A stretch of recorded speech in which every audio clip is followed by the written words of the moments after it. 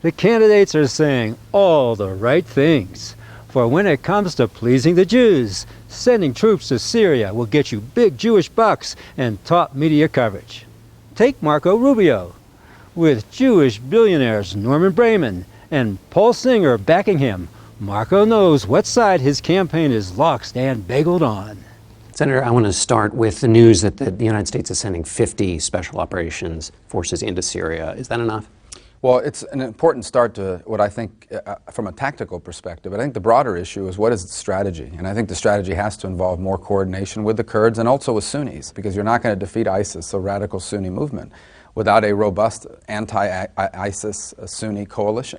So I do think it's an important tactical step forward. It needs to be backed up with increased airstrikes and so forth. So I don't have a problem with the tactics of it, and the numbers might even have to be larger at some point. Just what the Jews want to hear. Get the camel's nose inside the tent with 50 troops, and then 2,000 will follow for yet another Jewish-inspired hellish regime change. Besides, Marco, there's already a robust anti-ISIS Sunni coalition. It's called the Syrian Armed Forces and Syrian Intelligence Services, which have a large loyalist Sunni presence. Don't you think if the Sunnis in both services wanted Assad out, they would have done it themselves by now? But sanity plays no part when Jews drive America's foreign policy. And once you get a taste of Jewish sponsorship, like Ben Carson, who got a round tripper to Israel from the face of Israel, you savor that taste for more sponsorships to come. What's your much bigger plan for Syria? Well, my much bigger plan involves, Putin and Iran also. I mean, those are the forces that are propping up the Assad regime. Propping up? You mean supporting the legitimate Syrian government, whose elected president happens to be Dr. Bashar al-Assad. And even though Putin came in there and said that he was going to fight ISIS, he's really fighting the anti-Assad forces. Excuse me, but Putin doesn't differentiate between good terrorists and bad terrorists. And unlike Jumerica, he doesn't do regime change. What we need to be thinking about is how do we oppose him? I think we should establish a no-fly zone there. Sorry, Ben, but the Pentagon long ago tabled a no-fly option. They know better than to see their F-15s shot down by Russian aircraft.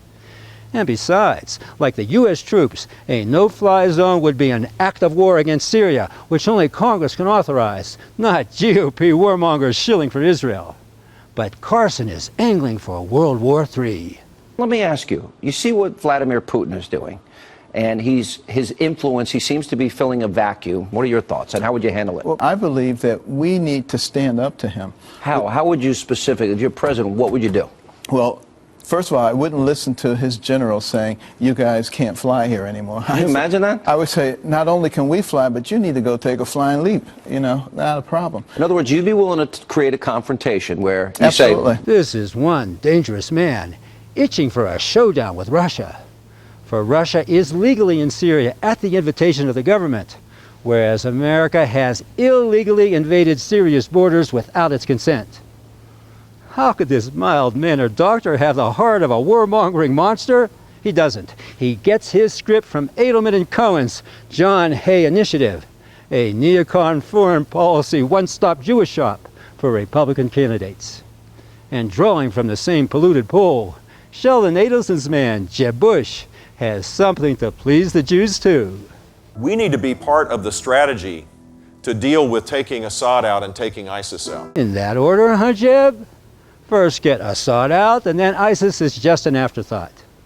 Never mind with Assad out, ISIS enters Damascus and starts slaughtering Christians. But the Jews who steer U.S. foreign policy don't care about Christians or the vast majority of Syrian loyalists. All they care about is what's good for the Jews. It's a bad day. We're in a bad way. It's elections for Jews only. And Rubio, Carson, and Jeb are warmongers on Jewish puppet strings.